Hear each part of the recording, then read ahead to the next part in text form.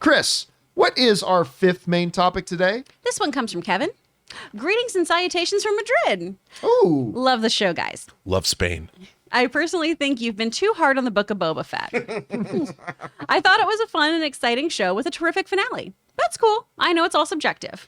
I did want to know what you thought about Boba Fett getting much bigger ratings in their final episode than Mandalorian did in its final episode. I think the show's people were excited about it all the way through. What do you think? All right. Thanks a lot for saying that in, man. And yeah, listen, look, we have been a little rough on Book of Boba Fett. Yes. I thought the finale was one of the stronger episodes, but overall I did feel kind of disappointed with the show as a whole. But I mean, there are people who really did quite enjoy it, and you are clearly one of them, and that's awesome. I'm glad that you did. I wish I liked it as much as you did. But I mean, I don't think you're going to find a lot of fans. I'm sure there are some, but I don't think you're going to find a lot of fans that like the Book of Boba Fett series better than the Mandalorian series, which is kind of funny because it's done by the same people, same writers, same executive producer, same showrunner, and the vast, I think it's safe to say, I think I am in safe territory to say that the vast majority of the fans preferred the Mandalorian series, both season 1 and season 2, over the Book of Boba Fett. But then you come across some interesting statistics. Because if I had told you, hey, did you know that almost a third more people tuned in to watch Book of Boba Fett than tuned in to watch the episode where Luke shows up at the end of Mandalorian season 2? You might think you're crazy, but we're not. This comes us from the folks over at Deadline who write the following. The momentum and excitement for the first season of Book of Boba Fett certainly carried through to the finale, observed Cole Strain, Samba TV's head of measurement. In fact, the 1.5 million U.S. households watching the debut season's finale throughout the weekend was 36% higher than the Mandalorian season 2 finale. 36% higher than the Mandalorian season 2 finale. Disney has done a great job creating strong original content that keeps viewers engaged and coming back for more. All right. There's something he says there at the end. Coming back for more. Whatever people said, whether it was me with some of my complaints or, there are a couple of the episodes I liked and a couple I didn't, but even with me with my complaints and a lot of the other people online with their complaints, amongst all the complaining, you know what they didn't do? They didn't stop tuning in. They kept coming back. Every week, you can say you dislike something all you wanted. You kept coming back. That's right, baby. You kept coming back. Wait, what? Right there is the whole basis. Don't act like you didn't want it, baby. Wow. You kept coming back. Wow. Oh, boy. So say what you want. I mean, look, you walk into a pizza shop, you take a bite of the pizza, you say that pizza was crap. People call you an idiot if you go back to the same restaurant the next night. Yeah. But here we were. We're all saying, oh, complain. We kept going back. All the way through to the finale, that 36% more people tuned in to watch than that iconic episode of the X-Wing fighter coming onto radar, landing in the bay, and then Luke Skywalker showing up with his lightsaber in tow and wrecking shop. 36% more people watch this. The question is, what are the takeaways from that? What do we learn from that? I think there's a couple of things we learn. I think the first thing, and certainly not the biggest, is a lot more people like this show than we give it credit for. Because, again, nobody stopped watching. And that includes not just the hardcores, that includes the casuals. They were tuning in, they were watching it, and they watched it all the way through. Nobody jumped ship. I jump ship on shows. When a show I'm investing time in and investing hours of my life in, if it is not delivering for me, instead of complaining about it, I say, okay, I tap out. And then I check out. I wish I Book could of do Boba that. Fett. Oh, Siri was somehow talking to me for some reason. But at any rate, She's got an opinion. you tap out and you say, I'm done. Right? And you move on. You move on to watch something you do like. But the casuals, the hardcores, whatever, we'll watch it all the way through. And more so than this. Another thing I think we learned is that Book of Boba Fett is built on the shoulders of the success of Mandalorian season 1 and 2. The Book of Boba Fett got to enjoy the momentum of Mandalorian seasons 1 and season 2.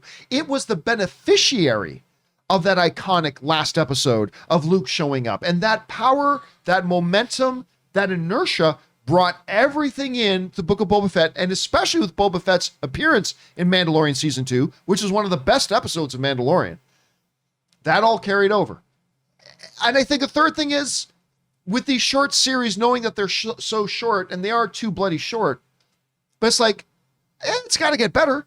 I mean, there's got thought in some of us that it's got to get better. But it also says this. I think it says the popularity of the character of Boba Fett is way bigger than I think even us Star Wars fans kind of gave it credit for. And then the last one I'll mention is this, although I don't think it's the major one, but it is something we should consideration. When the Book of Boba Fett finale aired, there were more Disney Plus subscribers than when Mandalorian Season 2 aired. Yeah. But again, I honestly don't think that was that big of a factor, but it's a factor. So those are some lessons I'm taking away from it. Rob, you see these numbers coming to us from Deadline. What's your takeaway from that? How do you explain what it is we're seeing here? Well, I think you just summed it up. I mean, there's a lot more audience members out there. There's a lot more subscribers to Disney Plus, and a lot of those subscriptions were driven by Star Wars content and Marvel content. And I mean, it's probably, I don't know the numbers in front of me, but at least the third I would say that completely reflects their subscription base has probably risen by 33% since The Mandalorian ended, or 38%, or whatever the percentage is. So it just reflects their viewership and the people that are interested in the programming. I don't know that I agree with that. I think it's more than that. But their growth has slowed. But I think it is a factor. I mean, it is definitely, but also it is Star Wars. It is Boba Fett. Yep. People are excited. I mean, let's not count out the fact that, you know, if you think about, other than Slave Leia, I don't think more people. Posters of Boba Fett have been on many a boy's wall, and many a girl's wall too, growing up. I mean, Boba Fett is like the sexiest Star Wars character and always has been. And I mean sexy from an in-universe point of view. I know Harrison Ford's probably sexier on our walls in this universe, but come on, Boba Fett's the coolest Star Wars character. And I don't think, and I know this isn't what you were saying, I don't think that the whole idea that, if it's just Star Wars, everybody will watch it. I think Solo proved that's not true.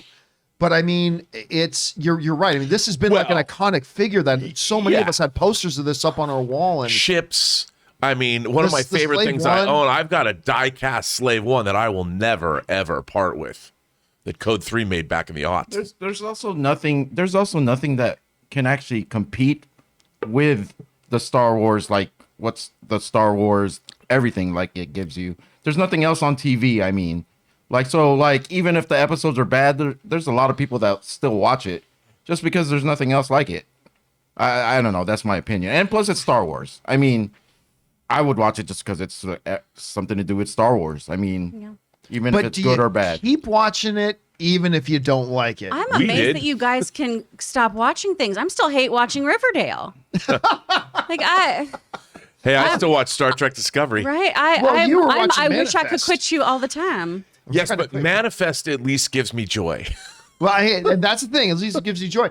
But, you know, Chris, we're seeing these numbers, which to me are actually quite surprising. But what do you attribute it to, and what's the takeaway for you when you see these numbers? I do think it is all of us going, but maybe next week is going to be the episode I want. Yeah. Maybe next week is going to have this. Maybe this is a slow burn. There was a lot of, because that's how I viewed it. Maybe next week I'll enjoy this more. Whereas, you know, I come from a split household in which my husband was all about this show and thinks everything about it was magical and would just like sit there and like gasp and hit me and be like, Chris, did you see that? And be like, yeah, we're watching the same show. Did you rethink your marriage? No, he's cute. I like him. He's so sweet. You know, and I'm rethinking your marriage. You're rethinking and until like the viewership actually really drops, we're just gonna keep getting whatever they're giving us. It's true. Yeah.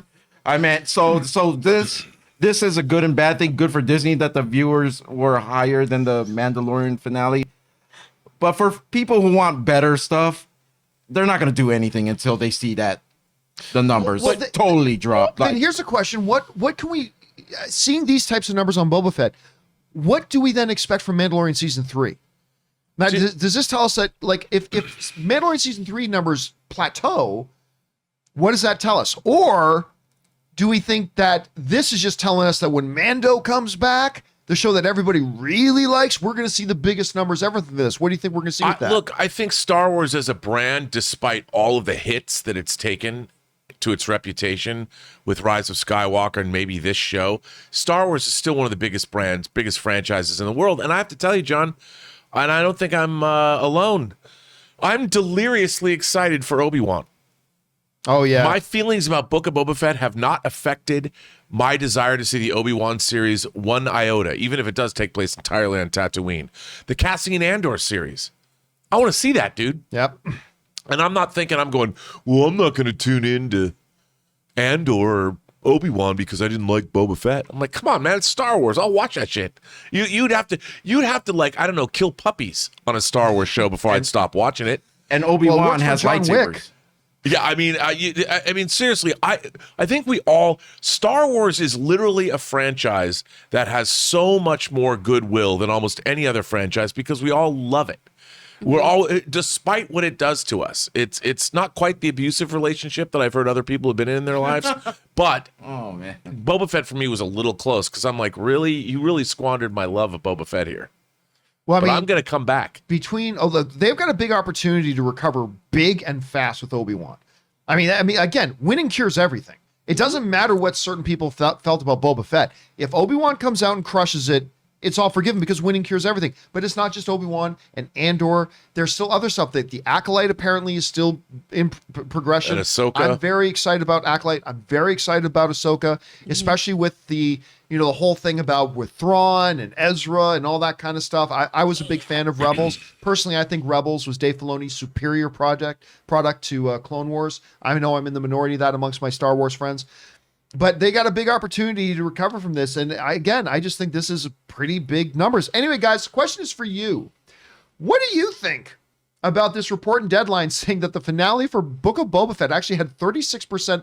That's not an insignificant number.